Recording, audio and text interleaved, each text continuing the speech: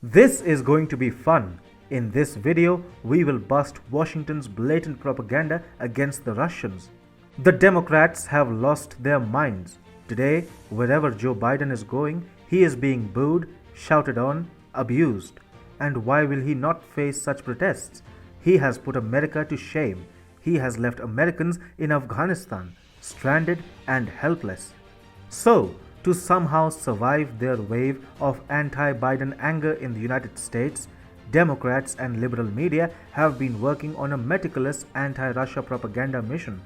But TFI Global will now expose their lies and tell Americans the reality. Hi and welcome. This is TFI Global, the foreign affairs and geopolitical analysis arm of the TFI Media Group.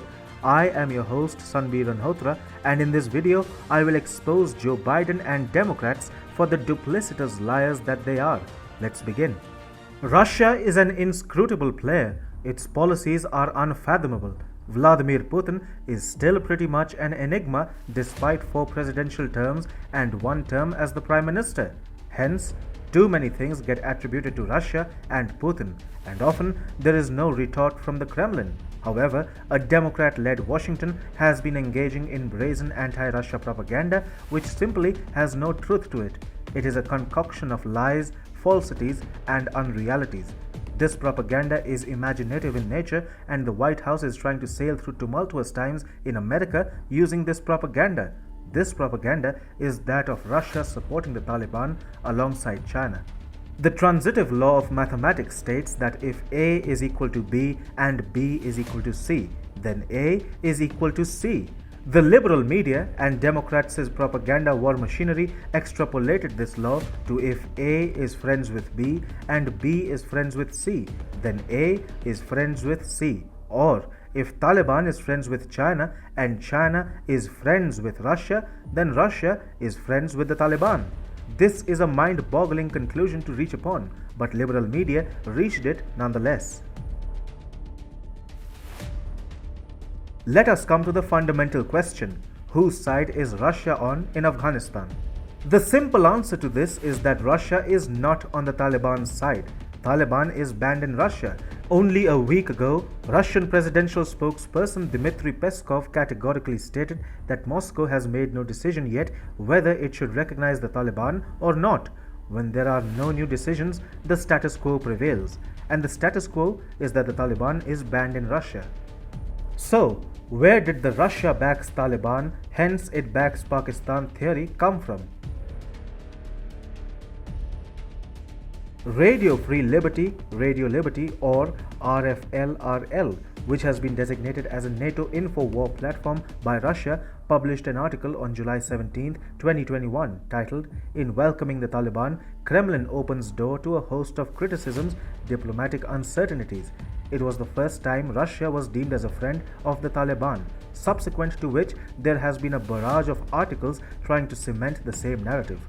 Russian Foreign Ministry spokeswoman Maria Zakharova slammed the West for this concerted campaign. She categorically said that Washington used RFLRL to malign Russia. She said, approximately 2 months ago, practically a meme was launched, a thesis that it was not important who was guilty of what, but that Russia was acting in an unauthorized way because it maintained contacts with the Taliban. Zakharova added, "You recall how both the head of the Russian Foreign Ministry and the special presidential envoy were mentioned in every way possible, and the allegedly secret photographs of contacts were being produced, although they were all published on the ministry's website."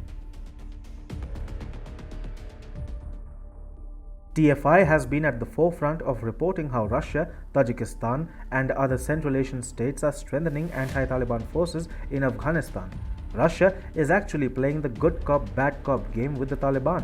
While it is saying that any future recognition of the violent organization would solely depend on its behavior and actions, it is also helping Tajikistan take on the Taliban.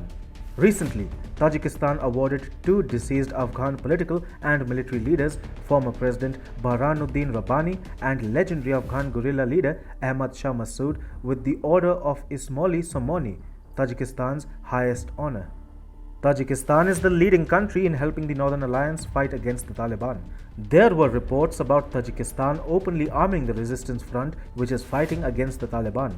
The Northern Alliance, led by Ahmad Massoud and Amrullah Saleh, was said to have received military equipment, weapons, and other supplies from Tajikistan.